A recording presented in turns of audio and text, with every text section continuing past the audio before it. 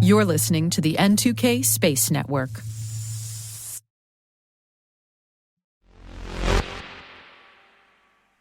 We choose to go to the moon, not because it's easy, but because it's hard.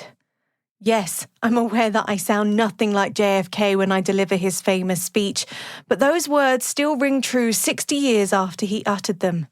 Space is hard. Reaching the moon is incredibly hard.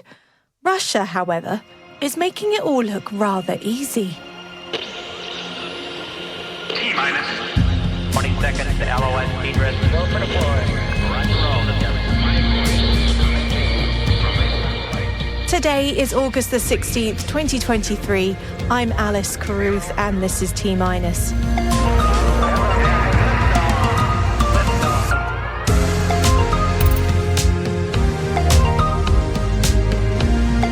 Russia's Luna 25 reaches lunar orbit. India says its Chandrayaan-3 is in the final orbit of the moon. SpaceX hands in its Starship mishap report to the FAA. And our guest today is author Izzy House, presenter of the Space Marketing Podcast.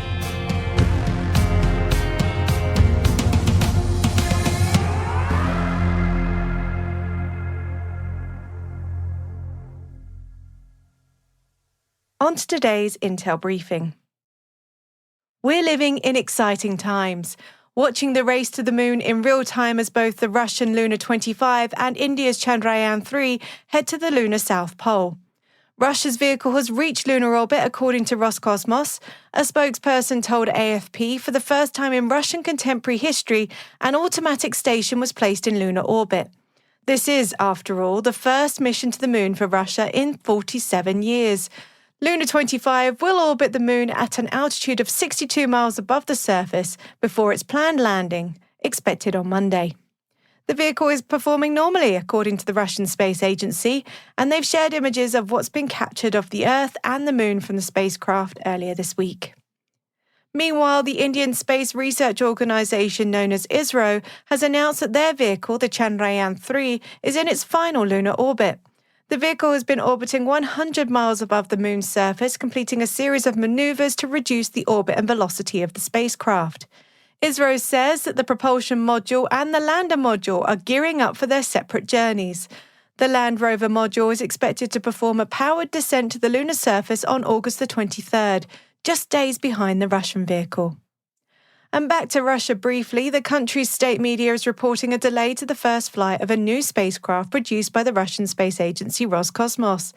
The transport spaceship Eagle was expected to launch this year, but has reportedly been postponed until 2028 without further details for now.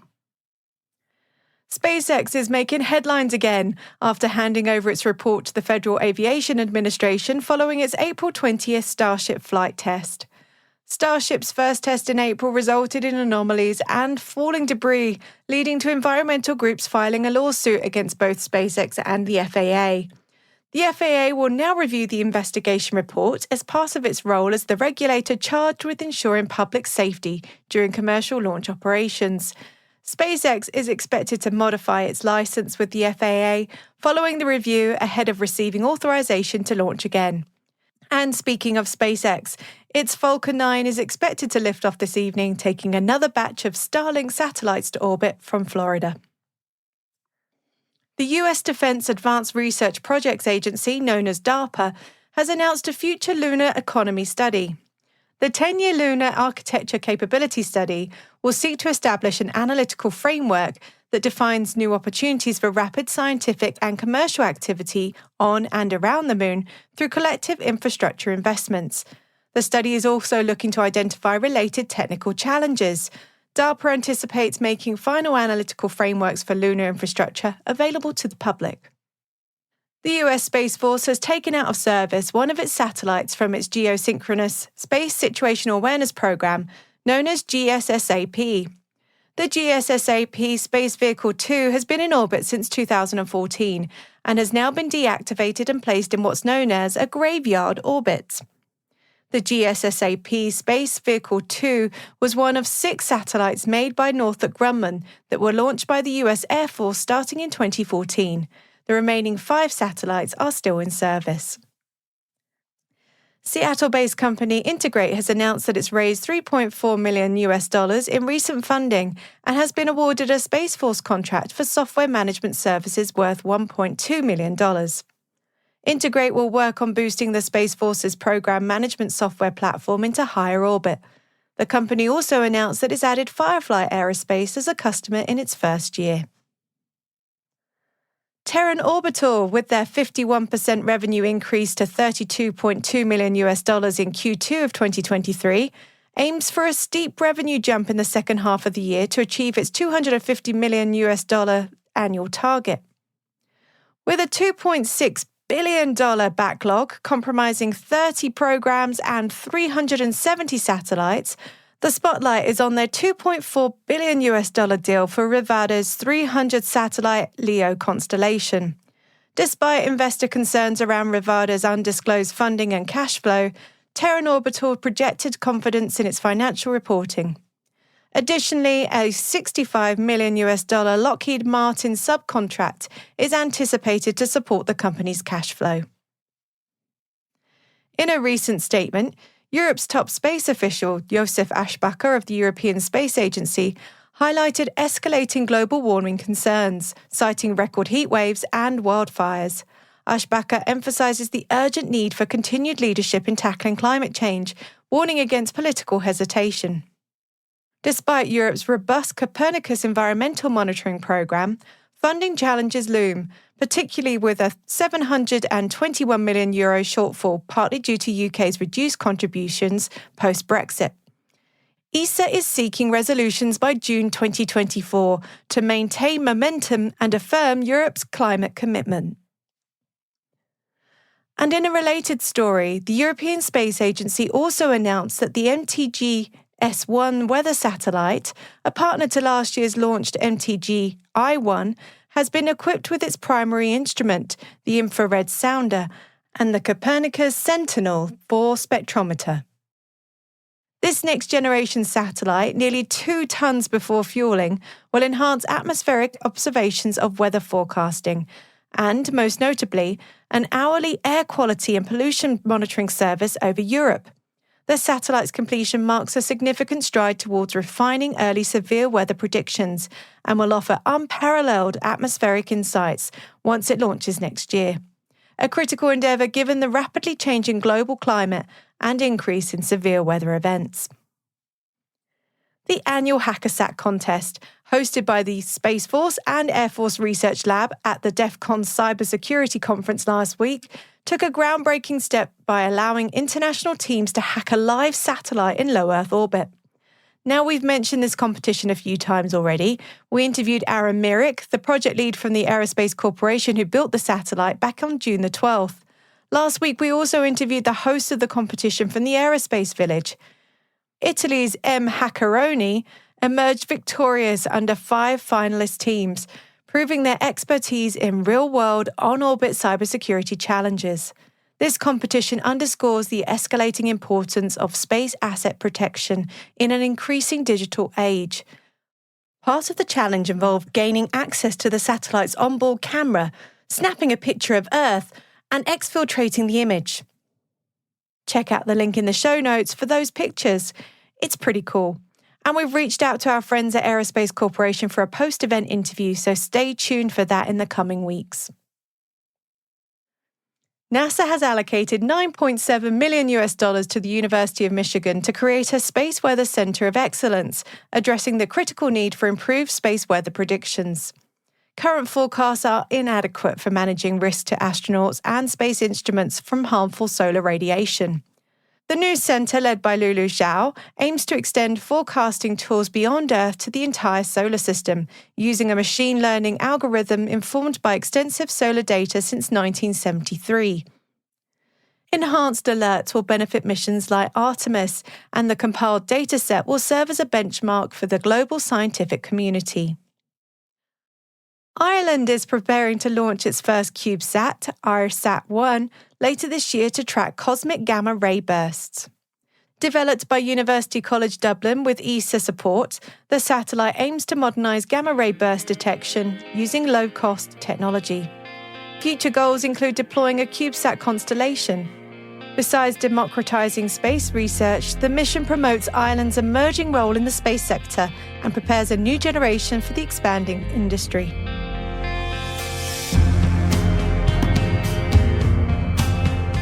That concludes our briefing for today.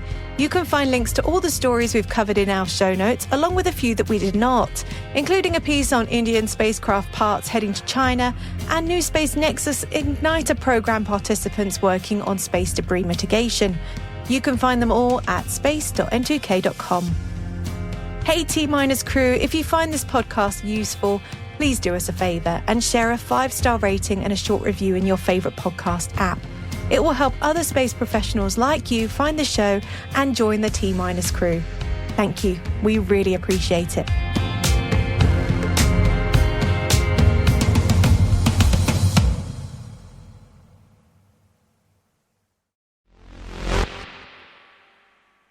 Our guest today is author Izzy House, presenter of the Space Marketing Podcast. T-Minus host Maria Varmazes spoke to Izzy about the nuances of marketing for the space industry and asked her what the difference is between marketing and sales and what makes space marketing tick. Well, I want you to imagine a diamond, and it's got all these different facets on it. Well, marketing is the diamond, and sales is one of those facets. Sales is the human touch that you have with your audience that is designed to help that audience. But there is so much more that goes into what marketing is. In the nutshell, marketing is everything that your brand and your business do that your customer, your audience sees, feels, and experiences. It is everything from the mood to the groundskeeper or to what your logo feels like. It is everything. It is how your brand feels to your audience. It's the communication. It's the message. It's your story. So it's all of that. My favorite facet of marketing is education, which is the one that NASA really uses for its marketing. If you need to study any case study for marketing, NASA is the one to study. You know, I firmly believe, and this is just the opinion of me, that our space industry would not exist without their marketing efforts. And, you know, they are the ones that got everybody on board during the 60s. You know, they were asking for a lot, and it was during a time of very intense civil unrest, and we were at war, you know, going to war, and I believe Vietnam was during that time, and then there's civil rights, and we had other places to spend that money, yet they were able to get the American people on board to send somebody to the moon, which we just celebrated the anniversary of the moonwalk. And if it hadn't have been for that, they would not have funded it. So marketing is very powerful. Even if you do not have a dog in the fight per se, you still have people that need to know you exist. And without marketing, they don't know you exist. I know in like traditional tech houses that I have been in, it's like the engineer and then the sales guy, and that's all you need. That's all you got to do to bootstrap. It's like, what do you need marketing for? And then people will sort of accidentally discover why marketing exists later when it's like, oh, nobody knows we exist. Or I want our company to feel a certain way, but I don't have time to manage it. Who's going to do that? It's like, oh, that's what marketing does. If you give them the chance to do that. Yeah. I love that you brought up NASA as a great case study for who has done it well, at least historically. I'd love to know any examples outside of NASA of maybe somebody in the space industry that you feel has done a really good job of telling their story with a great marketing campaign or just sort of branding. In my first book, I have 2 books. I have Space Marketing, which I wrote as a primer for businesses because when I first started my career, I was in what's called an environmental technology incubator. So I was surrounded by all these geniuses that had inventions that would cure our planet's ills. They were magnificent. They did not understand marketing. They didn't respect it. And most of them never made it out of that incubator.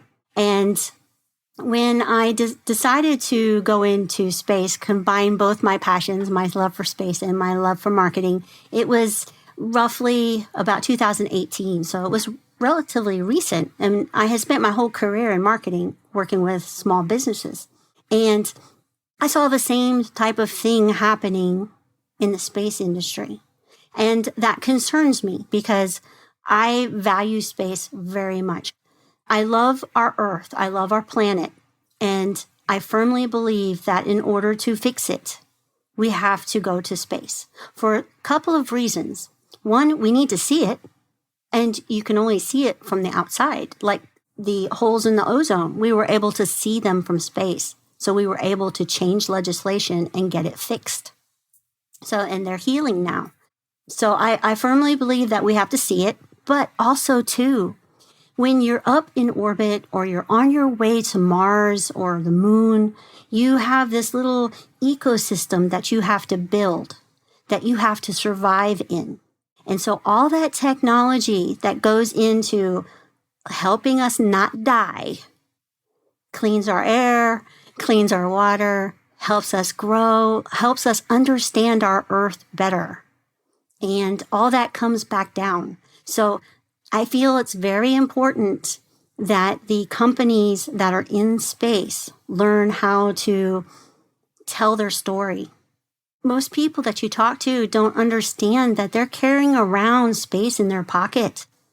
You know, they don't understand that when they woke up this morning on their memory foam, that came from space. And there's so many different touch points that we have with space that people are just completely ignorant of. And that makes it to where the value of going to space, well, we have better things to spend our money on down here, you know. So they have to learn how to talk. This is something I've never quite understood, and I'd love to get your thoughts on this because there are extremely intelligent people working in space. There's no doubting that. There seems to be almost like an attitude of, well, my tech is so great, it's going to sell itself. Why do I need to tell a story about it?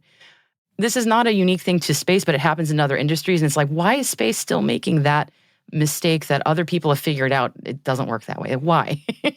Well, they haven't had to, for one. You know, up until like 2015, when commercial space really got its kickoff with the Space Act, you know, commercialized space wasn't a thing.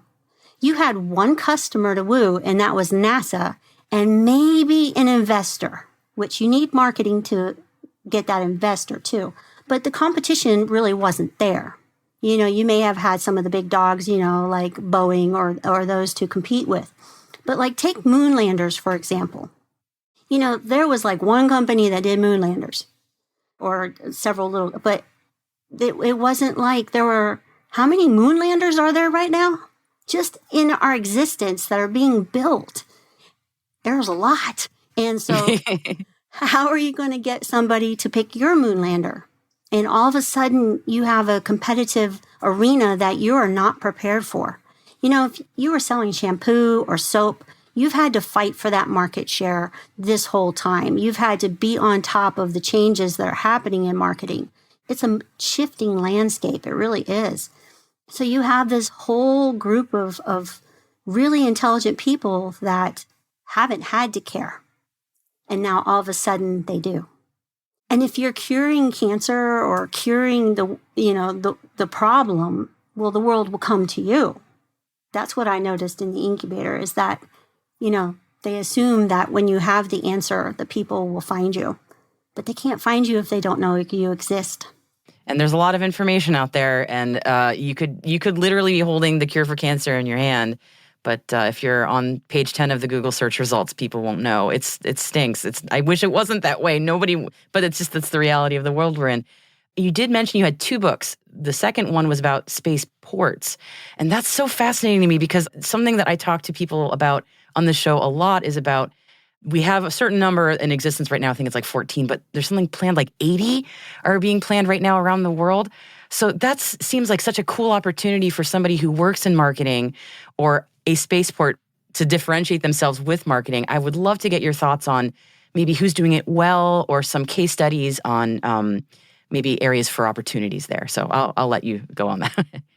One of the reasons I'm passionate about spaceports and to where I wrote a book about marketing spaceports is because that's where space begins. And if it's not healthy, it's going to hamper our ability to get to space. We're already maxed out in the spaceports that we have, that do rocket launches. You know, they're older facilities and they can't keep up with the cadence. So there needs to be a whole bunch more. It's like airports. Airports, the way that we know them, you know, the boom happened in the 30s. And so that's not even 100 years ago that airports were very, very few sprinkled around. And now, like, for example, in my state, we have almost 60 airports, 2 of them international.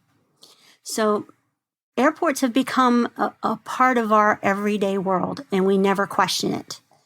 And spaceports will become a part, and they need to be healthy because there needs to be a good positive message. One of our spaceports did not survive some campaigns against them. And the ones that are trying to bring a spaceport to their local area or region, they need to understand how to get that message to combat the arguments that they're going to have, because you will have some. And sometimes they come from areas you don't expect. So you need to understand what's going on, and you need to know how to tell your story and get your message out and resonate with your community so that they support you.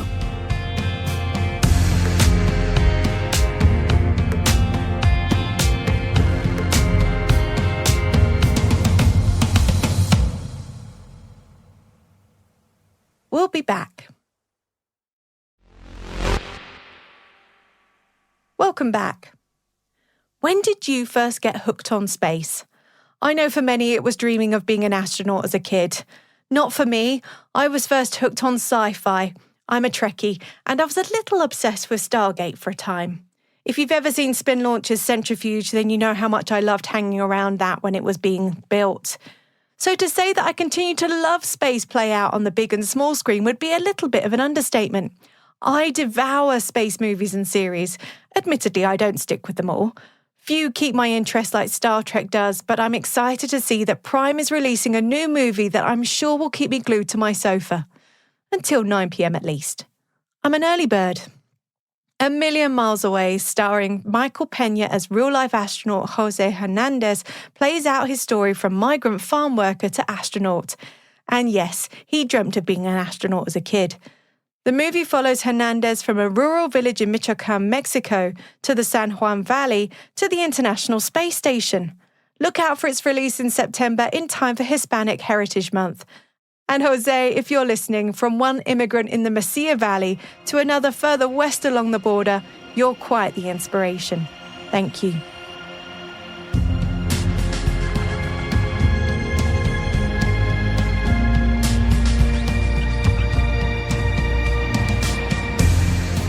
That's it for T-Minus for August the 16th, 2023. For additional resources from today's report, check out our show notes at space.n2k.com. We'd love to know what you think of this podcast. You can email me at space@n2k.com or submit the survey in the show notes. Your feedback ensures that we deliver the information that keeps you a step ahead in the rapidly changing space industry. N2K Strategic Workforce Intelligence optimizes the value of your biggest investment, your people. We make you smarter about your team while making your team smarter. This episode was mixed by Elliot Peltzman and Trey Hester, with original music and sound design by Elliot Peltzman. Our executive producer is Brandon Karff, our chief intelligence officer is Eric Tillman, and I'm Alice Carruth. Thanks for listening. T-minus.